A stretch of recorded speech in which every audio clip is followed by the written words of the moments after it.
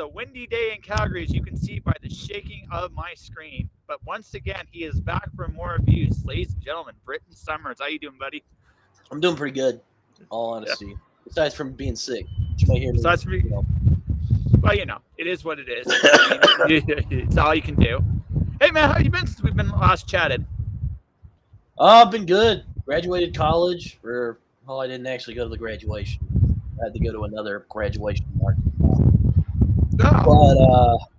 But won an award for my work. That was pretty fun. What'd you win? I won a First Amendment award for journalism, basically, because I work as a journalist at the Pioneer. Oh, cool. Well, congratulations. Thank you. Yeah, I like I said, now I'm doing everything and to hold my screen from blowing all over the place. It's kind of, like I said, weird environment for my time. So for those folks wondering, right this minute, my house currently has no internet as I just moved from Canmore to Calgary. And I'm going to be moving myself again in about a week and a half. So it's going to be a little odd the next few days for me. And right now, Calgary is just the windiest I've actually ever seen Calgary. So it's kind of weird, but it's just how it goes. But congrats on your award. Like, that's really cool. You. That's really cool. Was there a particular story or anything like that put it over the top, or?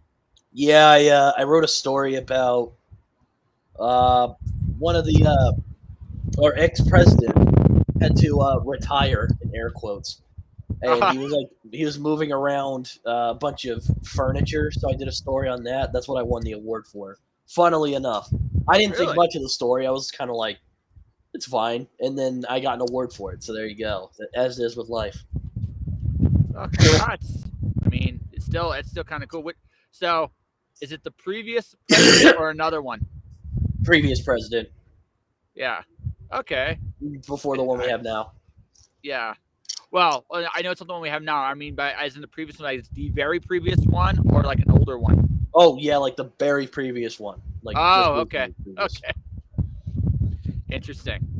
So. Oh Lord. It was a whole deal, man. What was it hard to get anything on him? I'm just curious. No, it's just when I got the job at first, I you get thrown into a whole new world, like politics and the administration. It's nuts, dude. Yeah, I have some idea with that because I've interviewed politicians on the show long time ago, but I have done it. And one of the things I realized, and this I think probably the hardest thing about it as a journalist, they buy their own bullshit. You realize that somewhere during the process, and once you realize it, it's just like, oh my gosh, right? But it's part of the game, right? It's the only way you.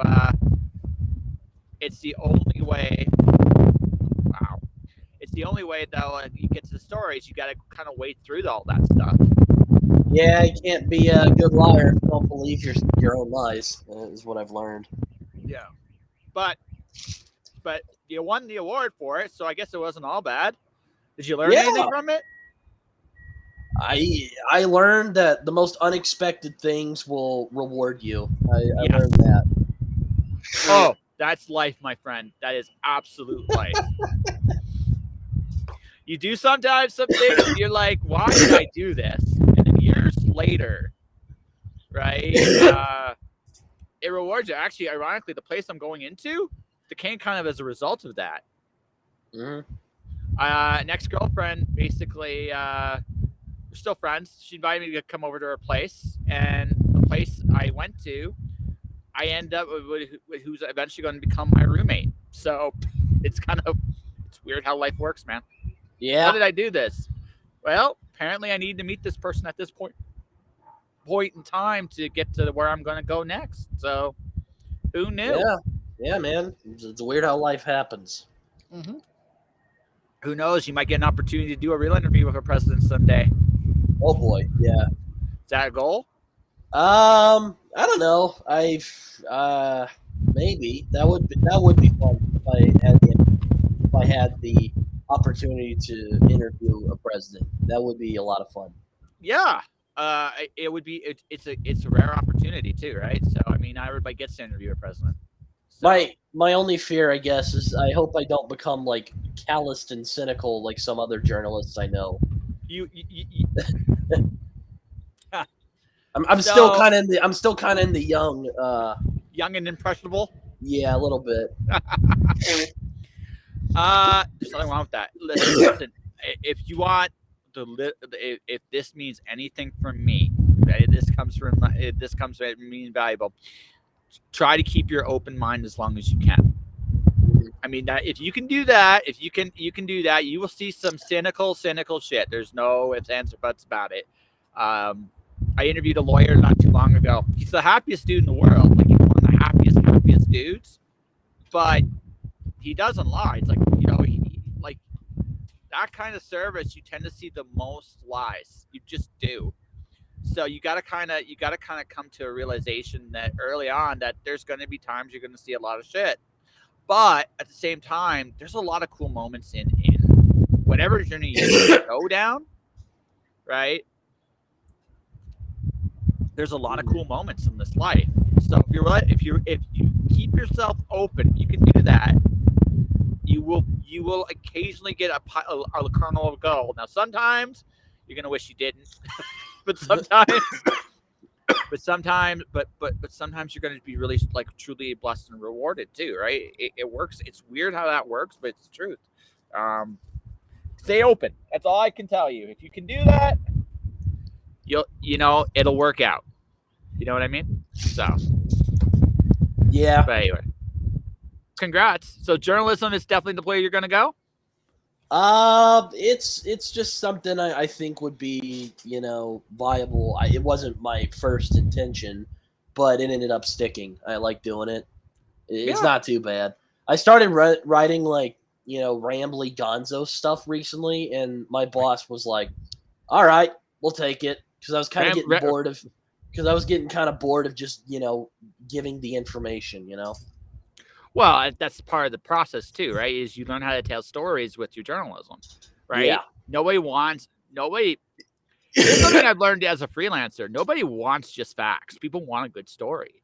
That's part of the job, right? So you get better at it. It'll make you a better fiction writer. Mm-hmm. Yeah, I remember watching.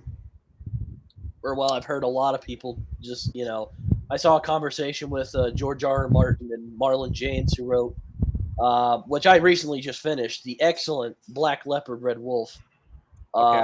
They talked about, they studied journalism for a while, and it actually helped them a lot as writers. So, I mean, there you go.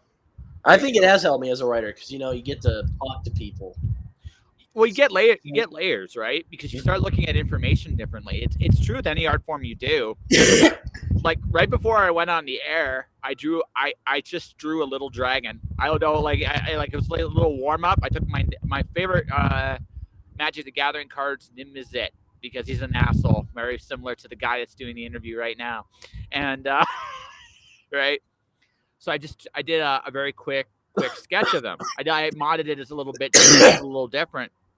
But drawing has informed my writing, right? Mm-hmm. And everything you do, no matter what it is, informs your art. It just does. Yeah, I wouldn't disagree with that. Yeah. I've also taken the immortal advice of a lot of other writers, which is read.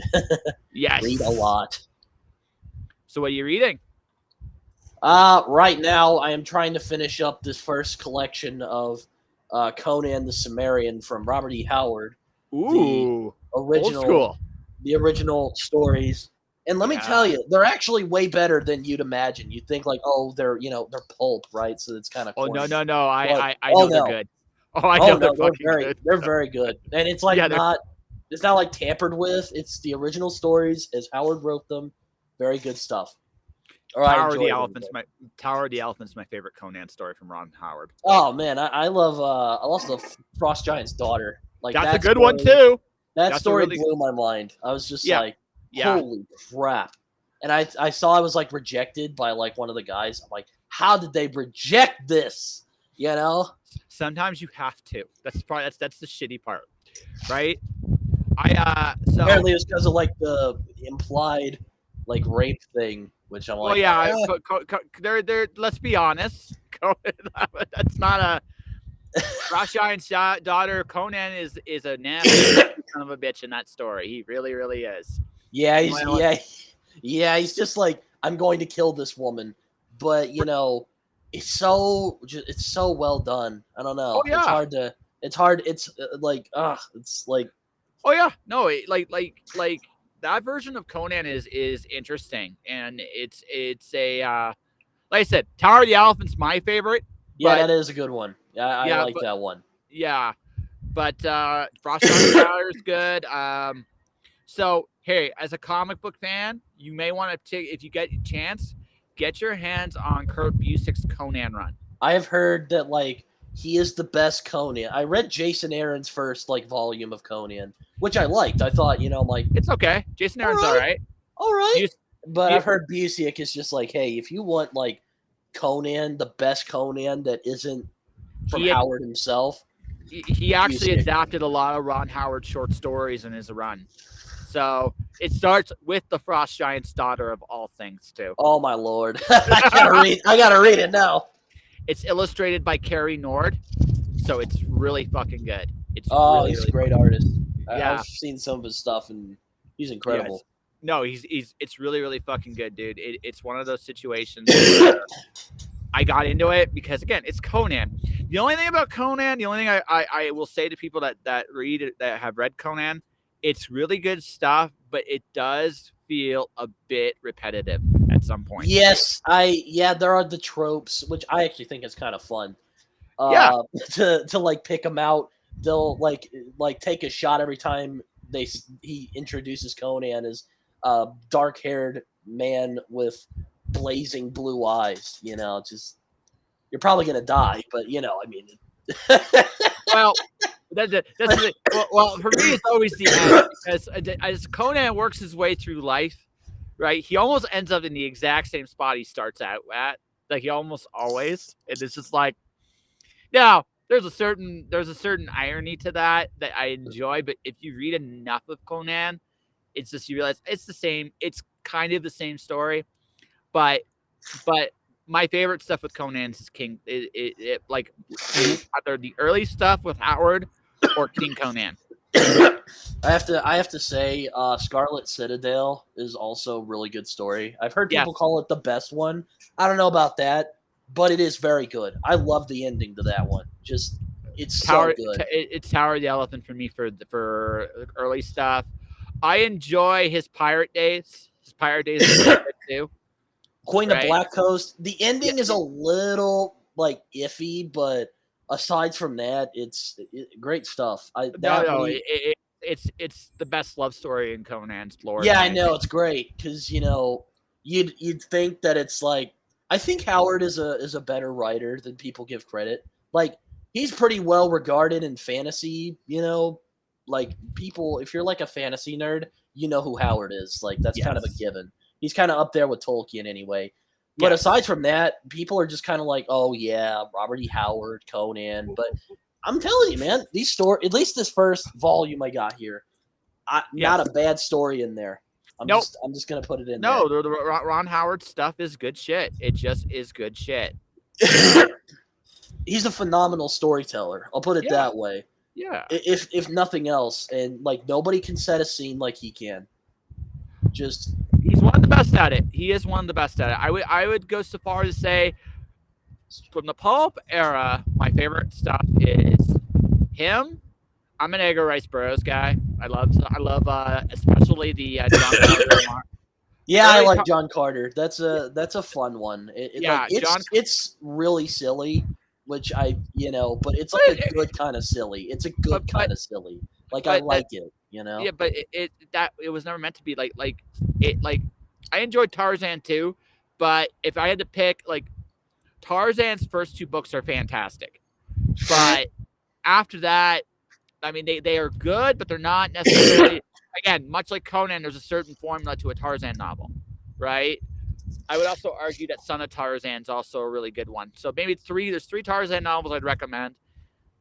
John Carter, start to finish, is fun. It's just a fun, bombastic little Oh series. yeah, I So, read the first book and I liked it. I thought it was fun. Just and, perfect and fun pulpy stuff. yeah, I mean that's where all the really good shit comes from. Is from like Howard, Burroughs, Robert Heinlein to some degree too. Like their early Heinleins. Yeah, Like yeah, he's good too. I think he's also a bit maybe not underrated, but I think he gets like shat on a lot unfairly, if you ask me. it depends on which Heinlein you go by, though, man. See, there's two Heinleins. There's pre-Stranger in a Strange Land Heinlein, which is more which is a lot which a lot of people regard very fondly, right? Yeah. And then there's the post-Stranger in the Strange Land, which let me tell you is great for sexual education. You will learn things that you didn't know were possible. I read Stranger in a Strange Land. I remember loving it when I was younger, but now I'm like, I don't know. I think Heinlein's written better stuff. I like The Moon is a Harsh Mistress a lot more. Moon is Harsh Mistress is one of his best books. Like I would go so far as to say it might be the best of that era. Although I am a bit partial to the Puppet Masters and the Roads Must Roll and some of his earlier stuff, but no, like Stranger in a Strange Land is interesting. It gets into it's a wild ass book. Like oh yeah, but it's not even close to his wildest. It's like it's not even close to his wildest. Dude. You go past that, Time Enough for Love, I Will Fear No Evil, and Job of Comedy of Justice. Oh my God, those books are all just out there. I do know a lot of people tend to kind of bash The Number of the Beast, which now I'm like oddly curious to read it because I don't know. I want to see if it's like as bad as people say it is. Like I said, he's a study, like he is a study of eras. Like that's what he is. He's a study of eras fiction, right? He came from the very pulpy, like his school stuff is great. Like I Starts with Troopers, Puppet Masters, Friday, Harsh Mistress, like all that stuff is great. Also, right? Oh, sorry. What? I was just gonna say. Also, I was a big libertarian back in like my high school years, so that really resonated with me when I read The Moon is a Harsh Mistress. Yes, but also I think it still holds up. Like it's a fun story. No, it is. I love the back. prose is a little, like kind of stolid at points, but I think it's still a very strong book. Well, it's right at the edge. Like that's the last of that era of Heinlein, and then the next book after that's Stranger, which is the new era of Heinlein, right? And Moon's got a little bit of that, but it's still very close to the textbook high school stuff, like you read earlier, right? So personally, I love the fact that when they started the bet. Like my favorite part about this was, oh no, it's like we'll take this bet if it's 10-1 or less. Your odds are only 8-1 to do this at the beginning, and then his odds get ridiculous, and then he wins. It's just like that is one of the craziest like stories ever, and it's so much fun. It's I would compare Heinlein to like Joe Rogan nowadays. Like there is not an idea that he didn't like leave off limits. Like he wasn't. I like that he wasn't afraid to tackle ideas and topics that people might find problematic. Did he always succeed? No. But I think it's interesting nonetheless. Okay, so Joe Rogan's interesting in that he's hard to quantify for a lot of people. He's very hard to quantify. Some people will actually say he's a Republican. It's like, no, he's not really a Republican. He does have some right-wing values, has some left-wing values, but what he is an openly curious person. That's what he is. That's what he is. And so he'll go everywhere, right? You'll have Elon Musk one week, and then he'll have somebody that's completely the opposite spectrum to him the next week. And he's a curious guy, and he wants to learn and understand the world he lives in. And that's why Rogan's show is so fascinating. But he's also polarizing, right? So because of that. But I mean, that's kudos to his success, right? That's kudos to Joe's success because Joe has been doing this for a very long time. I mean, part of the influence, I would be lying if I said that he wasn't part of the influence of the podcast. I will say I do really like his UFC stuff because I'm a big UFC guy.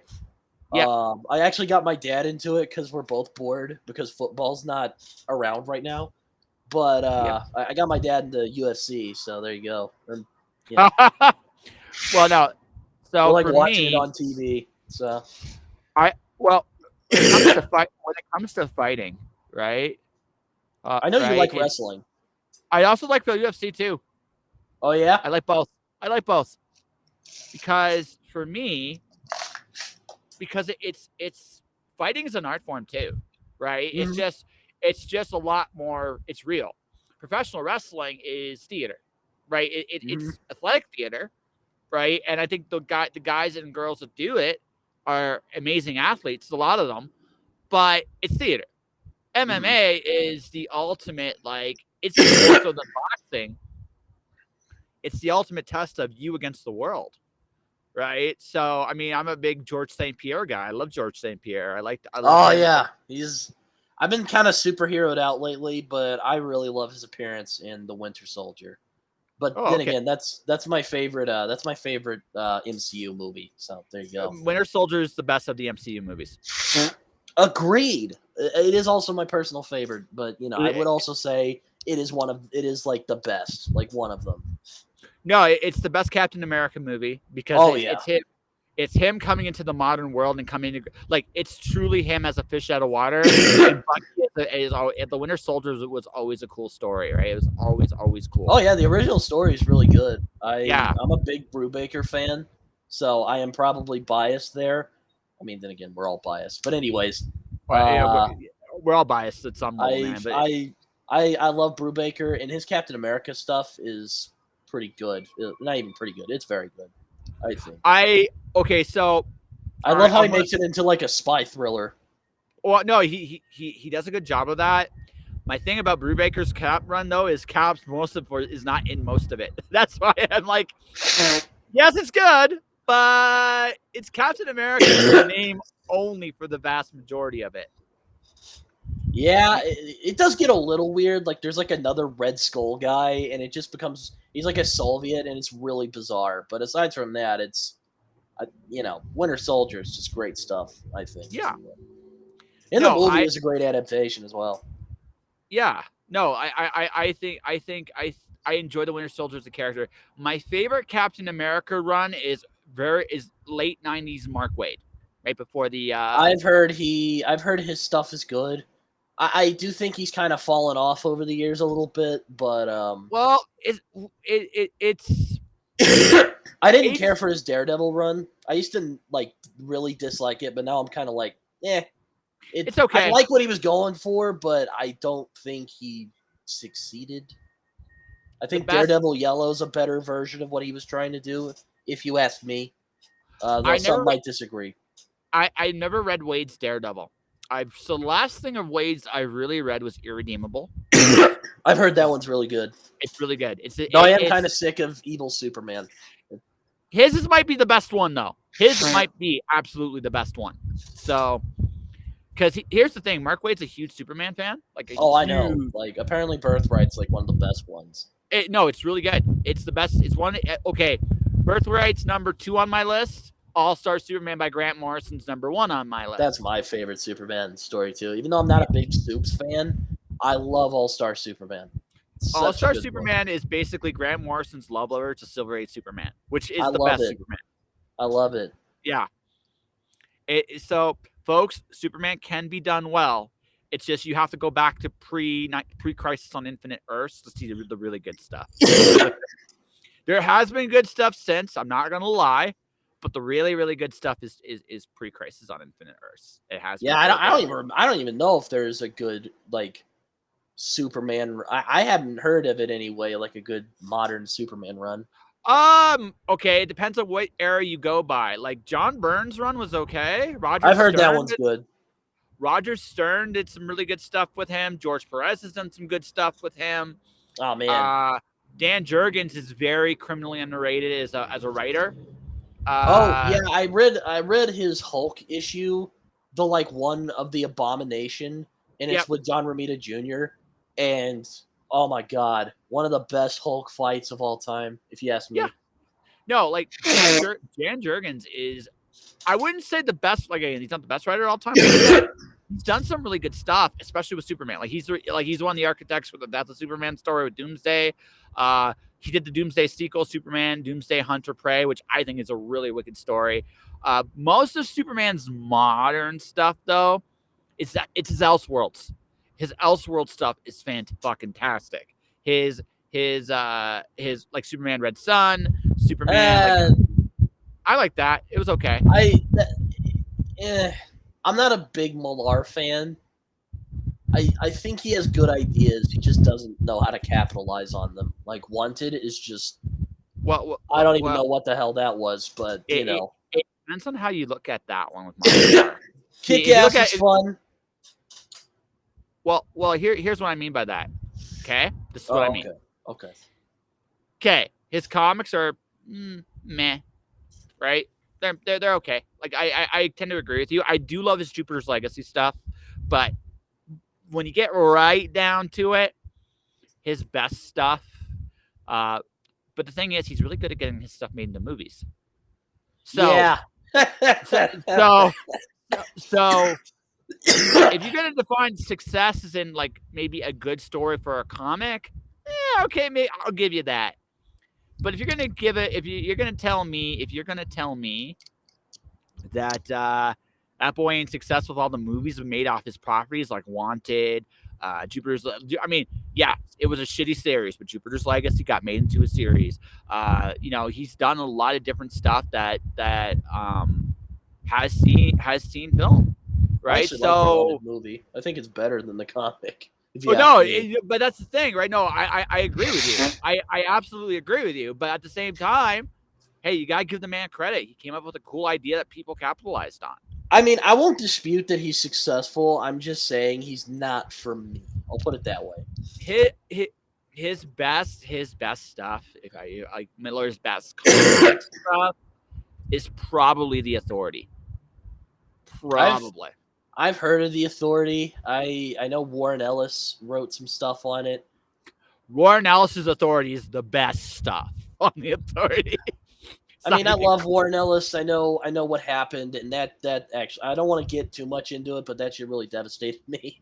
But aside from that, I think his work is supreme. And of course, the motherfucker decides after he gets like canceled online, which I think is bullshit, by the way. But he decides, I'm going to try and put out my best series after I'm in some hot water. Fell. He decides to bring fucking Fell back. He was always going to. I love Fell. One of my favorite Warren Ellis stuff, aside from like Transmetropolitan. And then he fucking does that. Transmet and Planetary are my favorite Warren Ellis stuff. I need to read the whole Planetary. I have heard like it's great. Like Planetary is the ultimate love letter to comics. Period. Right? I've heard it's like Watchmen tier. I read like the first volume. I said I've heard it's like Watchmen tier. Like a lot of people hold it in high regard. Yeah. I read like the first volume and I liked it, but I would like to read it again at some point. So here's the thing. Okay, so here's the thing about Planetary. Warren Ellis was the originator of the Fantastic. Reed Richards is the ultimate bad guy because it was in Planetary first. Well, before anyone else thought of it, Ellis did it first. I love the fact that he did his take on this in this world. He retold Superman, Wonder Woman's, and Green Lantern's origin story in that world. I think that's one of the neatest stories in the entire run. I love the Fourth Man story. That is so good. I love his use of Doc Savage and Tarzan and Sherlock Holmes. Like he did so many cool things in that little run. Yeah, I've heard it's like the winkiest comic ever. Like it's just like, this is obviously this guy, which that makes it sound like it's bad. But I don't know. Sometimes that just really delights me. Well, I'm going to tell you, he does it well. His world building in Planetary is probably the best stuff he's ever done. And I love Transmet. Don't get me wrong. I love me some Transmetropolitan, but Planetary is Warren Ellis's like ultimate jam in my opinion. I also love Fell too because I love crime stories. And Fell is cool. I love it. Ben Temple Smith is eternally underrated. I wish he worked more because I think he's 30 Days a Night is great. I'm not even that big into vampires, but I really like his interpretation of vampires. He's just I, great I'm stuff. I'm a big fan of his Here M with Frank Fedor. That's really good. It's a reimagining of Alice in Wonderland in a clever way. So I enjoyed that a lot. You really love Alice in Wonderland. What? You really love Alice in Wonderland. Well, no, it's just well, I'm writing it. I mean, so I'm reading all of it. That's why I said it. Yeah, you kind of have to, dude. It's a great story. Well, it is. It is a great story, but it's more than that. Like if you ever decide to adapt a classic, you're gonna have to read the classic. It's just the way it is, right? There are some classics that are classics for a reason, Yeah. Like I just reread The Great Gatsby the other day, and The Great Gatsby. Wow. Yeah, that book blew my mind when I was like 14 in middle school, and it still holds up pretty well in my mind. I think anyway. I know there's some people who, don't like it. So, but all I'll say is that you're wrong. Okay, but I enjoy it though. So Great Gatsby is where I learned how to critically read. It was a high school reading, one of my high school reading books. And I remember this. My teacher went to me and said to me, "Okay, you let us read for a month," and we all thought it'd be like a typical English thing. And then he let us have that for a month. And then month 2, the moment October rang, he actually had us go through The Great Gatsby, and he actually showed us how to actually properly read a book. And page 8, cool with the siren temptation is still like embedded in my skull, right? How the imagery works to convey the story being told. That was the book I learned how to do that in. Yeah, I mean it's a great book. I mean, I had a thing in high school where I just read a shitload of classics for some reason. Yep. Like I read Animal Farm, which I still enjoy. 1984, I really like. But both by the same guy. Yep. Heart of Darkness, great. I love that book. Okay. Heart of Darkness. Who wrote that one? Because the name rings a bell. It rings a bell. I don't know Joseph Conrad. It's set in Africa. Okay. It's a lot of people call it racist, but I don't. It's like a very misunderstood book. Like, it's not. It's critiquing racism. It's critiquing the hypocrisy of white colonialism and Yes. that type of stuff. But anyway, I don't want to get too much into that. But I love it. It's a great book. Also makes me want to go visit Africa, even though it's from the sound of it, it's terrifying. Depends on where you go, man. I mean, let's see. For me, classics. I read Animal Farm, 1984. I read Rime of the Ancient Mariner. I read Fahrenheit 451, The Martian Chronicles. Oh yeah, those are good. Yes, I love Ray Bradbury. Who doesn't? Like him and like Stephen King and Edgar Allan Poe, best short story writers, if you ask me. I won't argue with you. That's a good list. I could also mention Robert E. Howard again, but I don't know where to put him on that list. He did write short stories though. Well, he wrote novellas. But that's I mean, put it in the same. He's in the same. Like Stephen King's best stuff is his novella writing. Now his shorts is actually novellas. Rita Hayworth and Shawshank Redemption, The Little Sisters of Illyria, Hearts in Atlantis, The Mist. Those are all like novella-length stories, and they're fantastic. And they are Stephen King. I think at his absolute best. 1922 for me. I love that story. Yeah, but I mean, he's got a lot of good ones, right? So I'm one of the vocal Stephen King defenders. Like I don't feel shame for loving his work. I think he's great. Oh, he is great. Like anyone that takes the craft seriously he writes probably the cleanest prose of anybody I've ever seen. Oh yeah, I mean it's not the most polished, or not most polished. It's not the most gorgeous prose you could say, but he is just, again, like I said with Robert E. Howard, he's a phenomenal storyteller. Well, it's just he's so efficient. He's so efficient with his prose. Like there's no way. Like he doesn't waste any emotion anymore. Like younger Stephen King, there are stories, I think he definitely did that. Well, yeah, he was super kind of drugged out at the time. No, even when he wasn't, even when he wasn't, even when he wasn't. Apparently, his drug habit got so bad he can't even remember. He said he maintains he can't remember that he wrote Cujo. Yeah, I That shit's believe it. crazy. Yeah. No, I wasn't talking It's about not that I those. don't believe him, but that shit's nuts. Yeah. No, it's hey. I mean, oh man, now the blank is Hunter S. Thompson wrote. I mean, Fear and Loathing in Las Vegas. I'm almost certain he probably doesn't remember. He didn't remember writing a chunk of that. I You know? I love Fear and Loathing in Las. I love Hunter S. Thompson in general. Yeah. I mean, That's some of his later stuff kind of teeters off, but Fear and Loathing is great. I love also the movie's great too. I love the part where he got so fucked up he couldn't even remember, so he like plays the audio recording of what happened. yes. It's so good. It's so Well, good. I love it. It's so real, right? It's so absolutely real. Because that I mean, he went down to one of the seediest parts of the culture, and that's what he did. That's I know. It's just it's so funny. Like he is hilarious. Like if you want a writer that'll make you laugh out loud, I mean, Oh, Thompson will do it. That's I mean, Transmetropolitan stole from Thompson liberally. Oh yeah, that's why I love it. I mean, yeah, it stole from him liberally. Like the one my favorite thing is I rode in on a wave of mutilation. It's like that's pure Thompson. That is pure Thompson right there.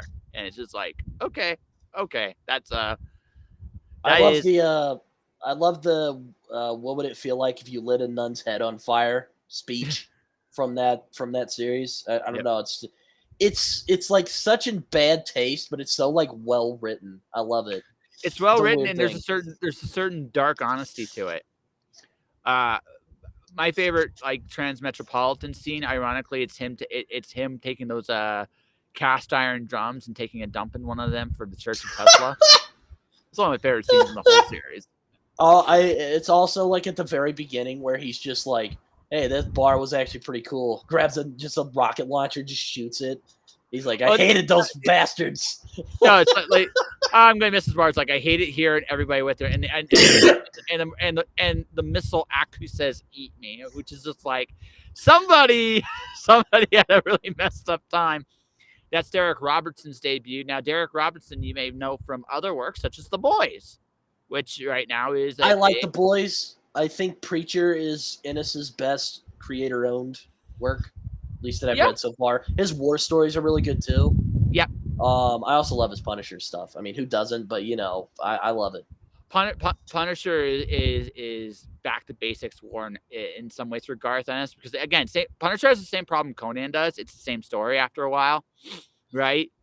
I mean, it works, but I mean, it's just one of those things where you just got like it's one of those franchises that works best in spurts, right? It works best in spurts. You bring it out, you put it out there, and yeah,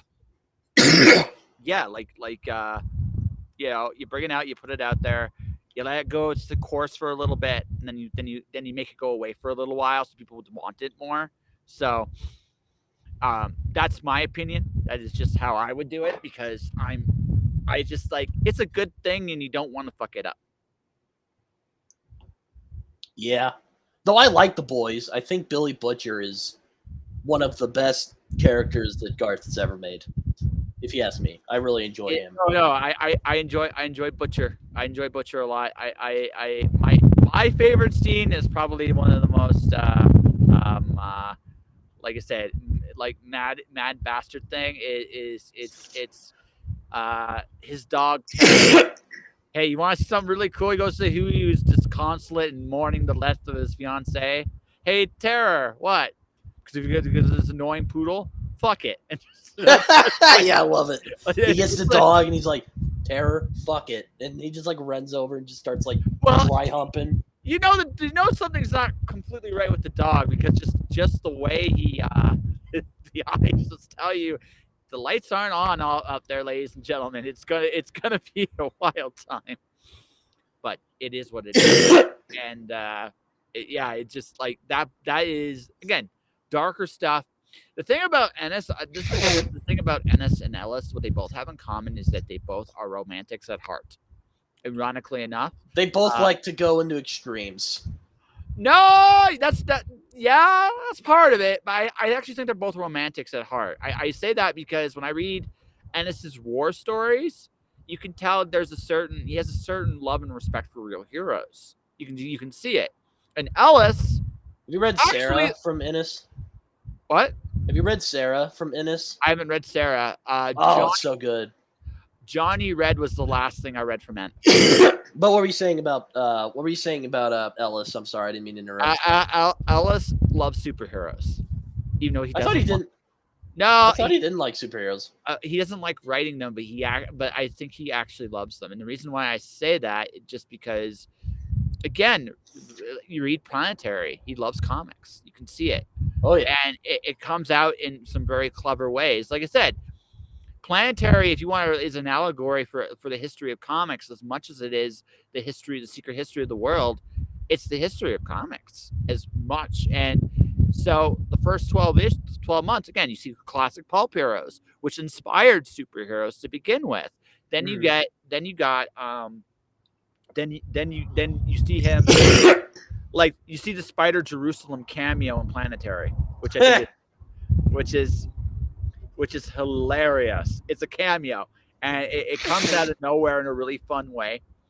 Then the Fantastic Four are the bad guys. You have homages to the Metal Men, Sherlock Holmes, Superman, Green Lantern, Batman. Like for a guy that hates superheroes, he sure likes writing them, right? Because again, in this particular series, didn't have to. But again, it's a love letter to it. Like you can't avoid superheroes, man. Like that's. Well, yes, you can. Yes, you can. Especially today, you absolutely can. I mean, in comics, I don't think so. I think you can. I think I don't know, but explain your argument. Because I think you're wrong, but I'd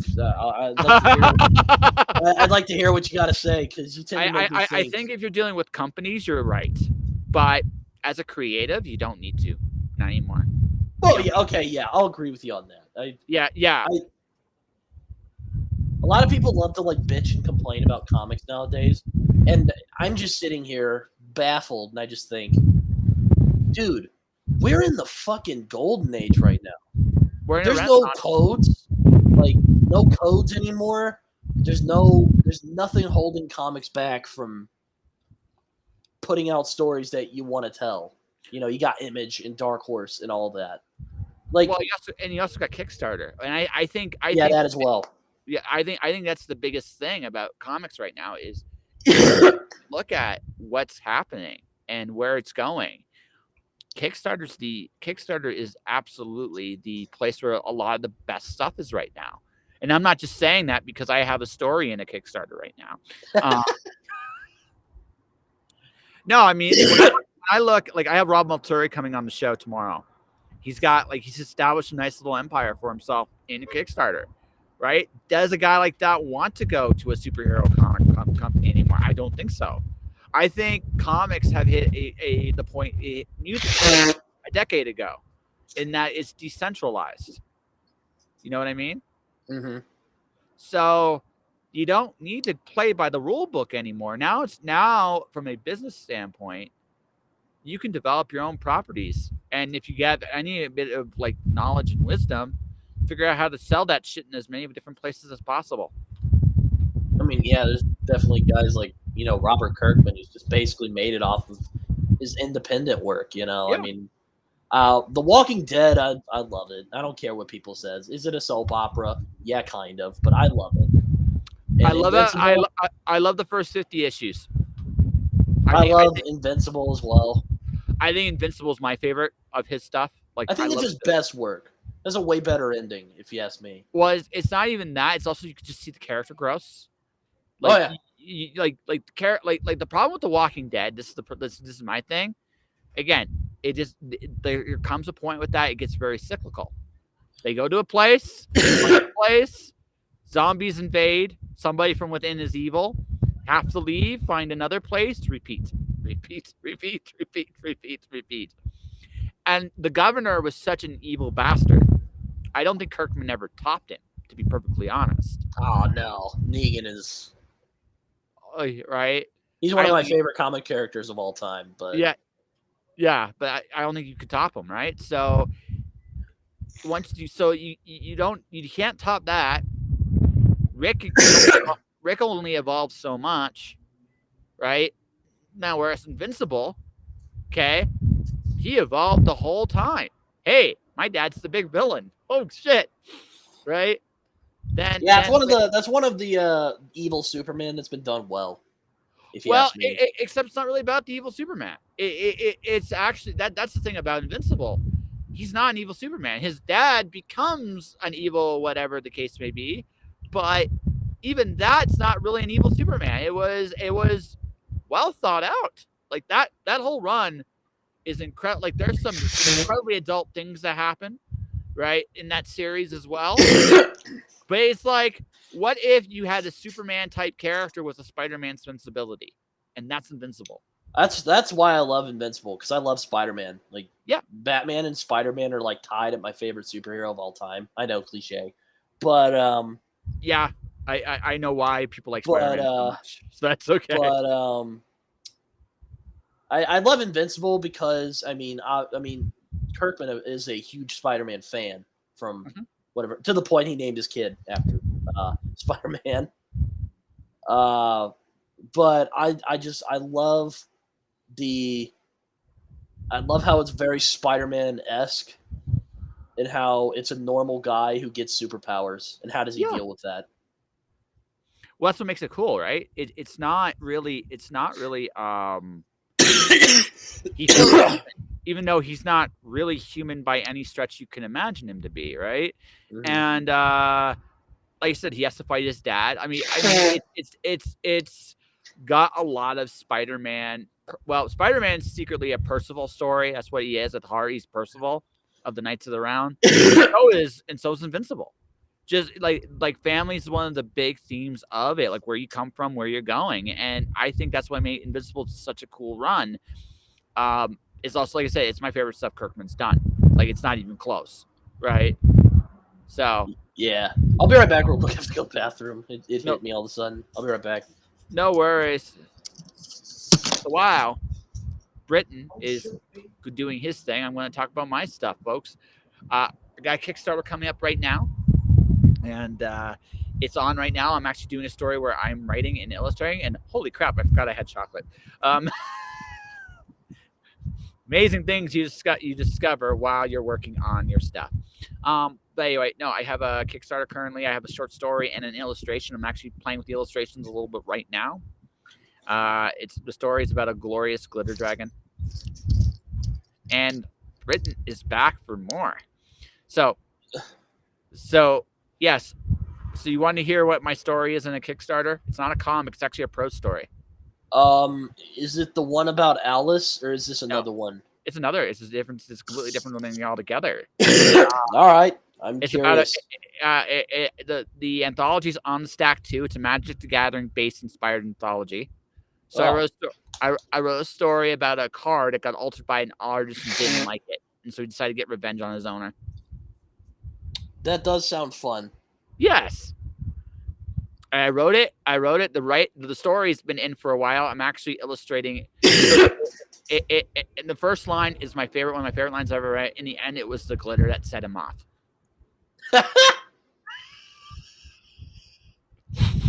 So this is a glorious glitter dragon now. Instead of being like majestic dragon. Like right before I came on, I was warming up by looking at Nibizet, one of the all-time iconic dragons in Magic the Gathering. One of my favorite dragons too, like I said, because much like me, he's a bit of an asshole, right? And but the thing of it was, right, it's like, well, what if I took this awesome dragon and all of a sudden I covered him up in glitter and altered him completely? Would he take it very well? Probably not. He'd probably be a little offended and be like, I want revenge, right? So the card transforms itself to get revenge on its owner. So that does sound fun. Yeah. I don't take myself too seriously when I write fiction. So So Yeah, I try not to do that myself, though. It's like I want to be good, but it's what is it's a good? weird thing. Yeah, what is good? Yeah. What is good? Good for me is I'm proud enough of it where I can publish it and not feel like I'm gonna just burn the manuscript.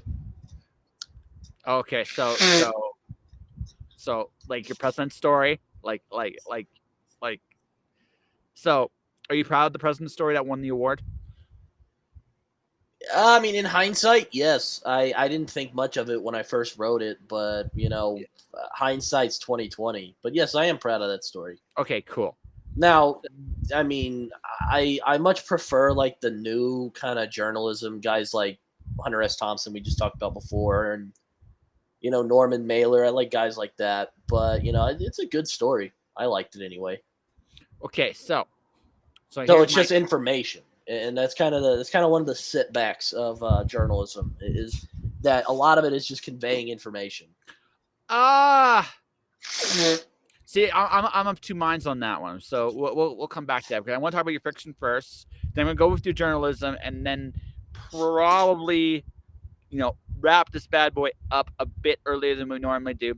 We're gonna have you come back on the show again when I actually am in my place proper, so we can bullshit for a lot longer. But I see I've amused you with that comment. So yes, I coughed. Yes, it's like I hurt you. It's like, hey, stop making me laugh, Josh. Here's my thing. I have a really interesting approach now to my storytelling. In that, can my stuff make me feel something? If it does, it's good. That's it. If it makes me laugh and I want to make it laugh, I like it. If it makes me cry when I want it to cry, I like it. If it does none of those things, then I fucked up. That's really my requirements at this point. It's an interesting query. Or not query. It's the wrong word. It's an interesting look at it. Well, if you don't feel that probably makes it worse for me. I tend to be really hard on myself. Well. So I'm gonna throw this way. I'm bringing this back to your journalism and talking, also connecting it to your fiction. Is like this. It's really hard to look at yourself with value. It really is. It's one of the hardest things as an artist to do. Sometimes we'll look at our stuff and think, we suck. What the fuck are we doing? Sometimes we're right. Right? Sometimes we're right. Oh, Lord. I wrote like a Walking Dead-esque book when I was like 14.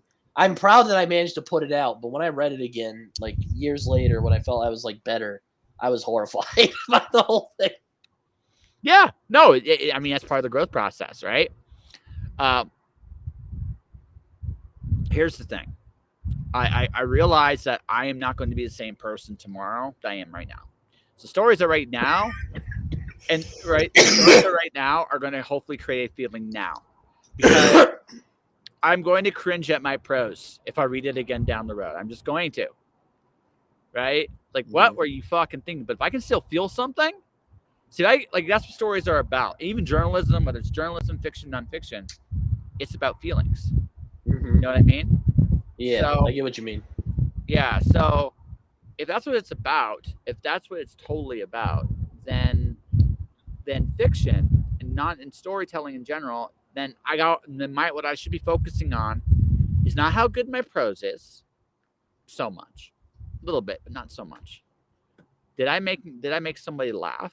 Can I make myself laugh? Can I make myself cry? Can other people read it have the same feeling? You know what I mean?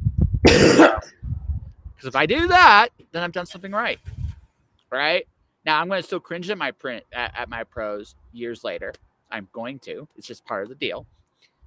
But right this minute, I felt something. And if I felt something, somebody else will feel something too.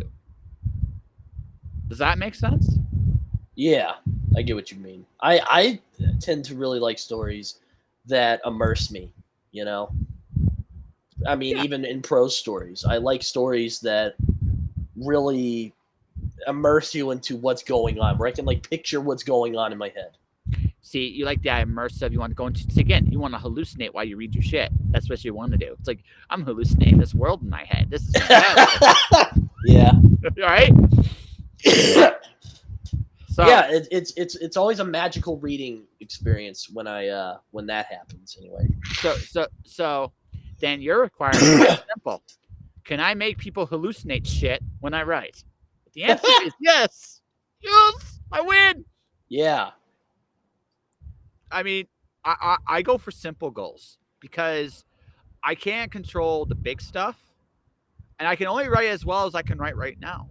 You know what I mean? So I don't worry about it good in the traditional sense because I'll be better tomorrow. I get better by just doing stuff.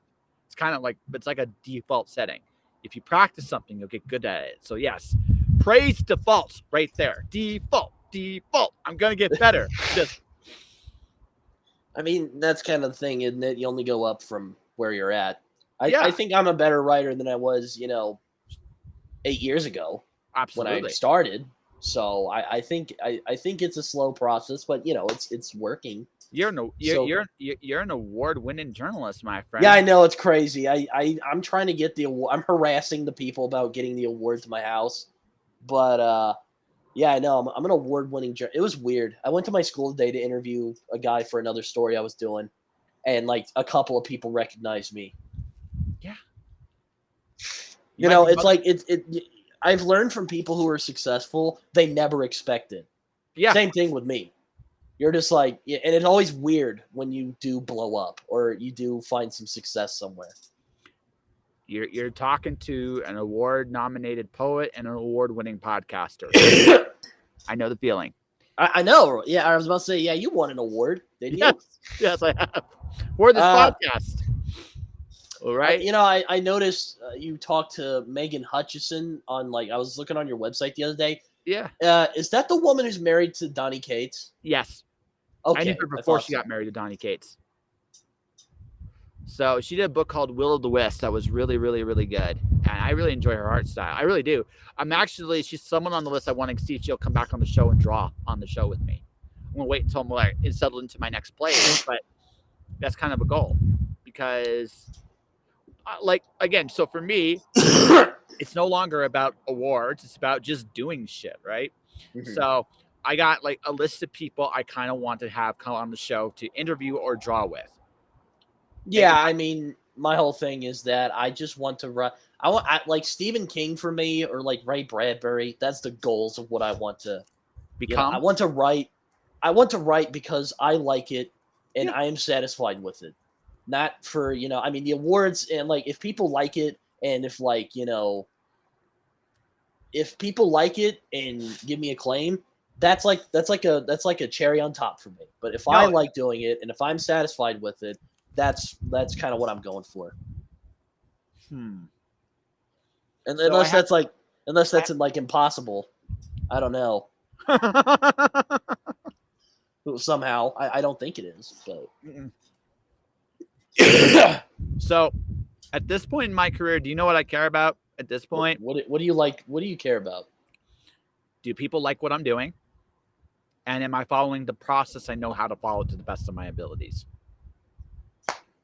That's it. That's fair. Look. Here's where I'm at. Oh no, I'm kind of weird. It's not. No, I know exactly where you're at. I was there. I've been there, right? So I know what you're feeling a little bit, right? This is what I realized. If you want to do this for a living, you're serious about doing this for a living, then you gotta look at it from the point of view of discipline. What are you doing each and every day? Like before I came on the show, I sent some ads to my client because I'm doing ads and marketing stuff right now. I set up some podcast interviews for down the road, and I drew a dragon. Right? All this shit I'm being paid for. Right? That to me is kind of like oh no, the weird thing about it's all good. It's all good, buddy. I ate some marzipan down the wrong pipe. No, that happens to me all the time. Ugh. I hate when that I, happens. I love me some marzipan. It's good shit. But no, like, here's the thing. I've gotten to the point. I understand what it takes to make money as an artist now. I I understand. envy you in that regard. I figured it out. Do you want really? You can get this in your head now. It might save you about 10 years of beatings.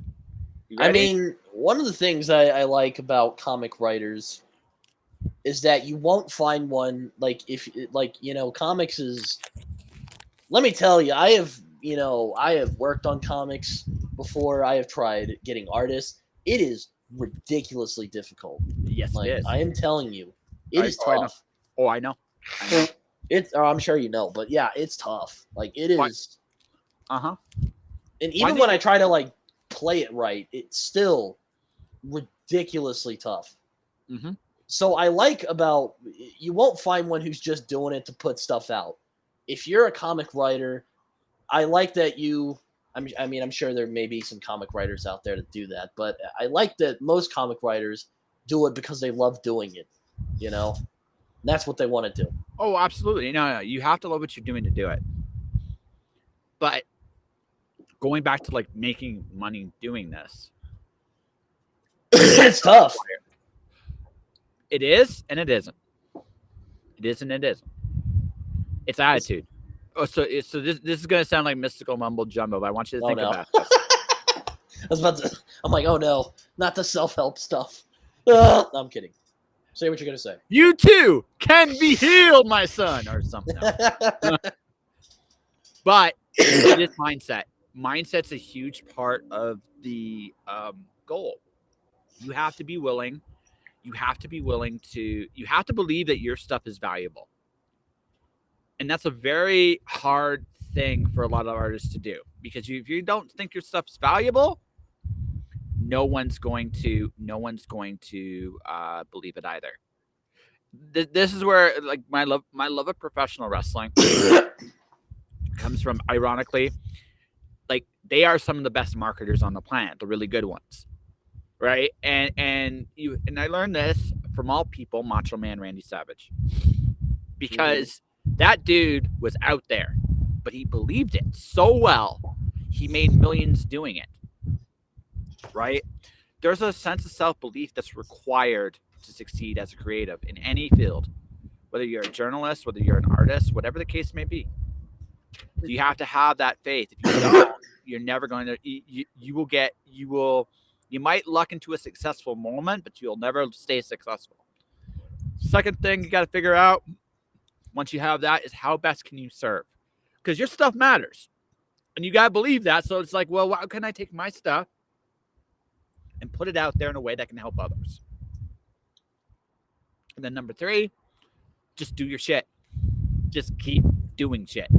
Oh, jeez, I'm sorry. Ugh. No worries. Why did I have to get sick before this fucking thing? Well, no, that's one of the other reasons why we're cutting this bad boy a touch short too, because you are sick, and I don't want to strain you too much. But yeah, basically, we talked about good, right? And what is good, and tying back up to what I'm saying is, when do you think your stuff is actually really worthwhile? What do you do that you feel is super worthwhile? If you believe it, you can make money doing it, my friend. Yeah, I mean, Ray Bradbury. I mean, he was cranking out a story. Like, apparently, he like wrote a story a day. Yes, he did. I mean, that's nuts. You know, it's just, and again, I love Ray Bradbury. Just his passion. I love it. I wish I could have like a tiny bit of it. You do. But No, you do. You wouldn't be where you're at if you didn't. Fair point. Yeah. maybe I put things on a high pedestal from time to time. Well, no, it's which I definitely do. I can. I say I'm not a perfectionist, but I have perfectionistic tendencies, and I'm really trying not to I'm really trying to overcome that. But it is tough because I hate to do this self-help shit, but it's a mindset, No, and it's hard to break. It's like a habit. Well, so I'll tell you what I did. I don't know if this will help you, but I'll tell you what I did. I stopped desiring perfection. Instead, I desired change. The thing about being imperfect is that there's always room for growth. Mm-hmm. So I still want to do the absolute best I can, but I no longer aim for perfect. Right? I just aim just to do it and do it to the best of my abilities. Okay. Yeah. Does that make sense? Yeah. I also an issue which this is just sad on my part. It's also motivation as well, because sometimes even when I'm like really fired up to do something, I just don't do it for some reason. I don't That's know okay. why.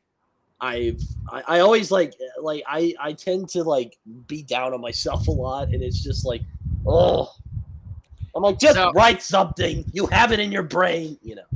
So then at that point you do something silly, like there once was a man from Nantucket, and just get it out. Isn't that from a story? It's a limerick. That sounds familiar. It's a limerick. That's a limerick. Okay, like, that sounds so familiar. Yeah, of course it is. Isn't that Mark Twain or something? It's something like that. It's just one of those. It's one of those things where you just don't take yourself too seriously. You take. I wouldn't say I take myself too seriously. I think you take your craft very seriously, and what you that's true. Yeah, that's true. I won't argue with you on that. So what you need to do then, my friend, is just find a way to make it fun. Just find a way to make it a little fun for you, so you can get loose. And once you're loose, you go. Right? Yeah, I know. It's always fun when you start having fun with it. Like some of my favorite writing days is when I'm having fun with it. You know. So do you want to know? I'll tell you what I wrote yesterday. So what did you write yesterday? My main character is an assassin story. Being an assassin, trying to be a good person. So I decided to put in. Do you know who Biggs and Wedge are from a video game standpoint? I know of them. Okay. I would probably have to be reminded of who they are, but they are very familiar. Did you ever play Final Fantasy? Oh, dang it. No, I've never played Final Fantasy. Damn it. So Biggs and Wedge is a Final Fantasy joke. So I threw it in my story. So I had her knock Biggs unconscious and struggle not to kill Wedge. She's like, this is why it's killing is simpler. I had so much fun, like trying to be growly and intimidating because she needs him to talk, just needs him to tell her where she has to go next. It's like why can't I just like be a bad person, right? So I had so much fun writing that scene because it's a. Also, I can come up with situations. I find I excel with concept. And I excel with like creating characters, but when it comes to plot, I just get stonewalled. Fuck plot. You don't need plot. Plot's nice. And I hate when authors like it's a peeve of mine when authors are like, well, sometimes the characters just take over the story, and I'm like, that's bullshit. It's true. It's true. Hey, maybe it is. It is true. But that all said, my friend, you are coughing up a storm. You still are coughing up a bit of a storm. So how about this? We'll wrap up for now. I'll Facebook you when we're off the air. We'll figure out another time for you to come back on when we can really bullshit. That way you can recover and get well and all that stuff. Yeah, that would be nice because I was kind of nervous I wouldn't make it tonight. Like I took a shitload of medicine before this, and oh Lord. But I do gotta say something though. For me to you personally, I am genuinely flattered by some of the nice things you have said about me over the last few months. So thank you. Oh well, thank you. Well, I mean, you're welcome. I guess. I don't know what I did, but if I've encouraged you, I'm really really flattered I've encouraged you. So. I will say you make me think, and I like people who can make me think, even if they just really strike my buttons and just piss me off. Like I like things to make me think, and I like people who make me think.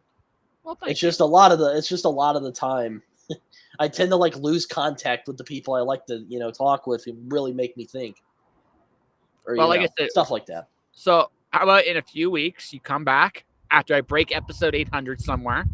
All right. Yeah, I'm at 789, my friend. Oh wow, I know you were close, but I'm like, damn, son. Yes. So we'll do it like this, folks. I'm not gonna put any links up tonight. I'm gonna do that. I'm gonna do that another day, another time, because of just the environment I'm currently in. Probably for another week and a half. It's going to be weird on this podcast, but it is what it is. But we'll wrap this up. Britton, tell people where they can find you and what you're up to. If you want to see me shit posting, you can follow my Twitter, some Okie Dude. You can also go to my YouTube channel, which is where I post a lot of my podcast episodes. And that's also called Some Okie Dude. And you can find me on Facebook. I'm Britton Summers. I mean, I tend to be kind of paranoid, but you can add me on there if you want. And just, okay. just be like, hey, I know you from Josh's show. You can. Yes, I know you from Josh's show. He's that asshole. Anyways, I'll probably add you. Yeah. That all said, folks, I'm going to wrap this up tonight. I got another great Rob Matori joins us tomorrow night. Like I said, it's a little bit odd because, like I said, it's been windy all day. I still got to do.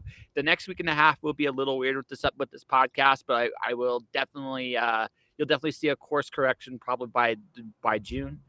But beyond all that, folks, thanks for watching. Thanks for listening. Stay inspired. Like I said, Britton will be back probably in a few short weeks because right. Thanks for doing this. Thanks for being a trooper tonight, my friend. No problem, man. All right. All right, guys. Hold on a second here. Have yourselves a wonderful night.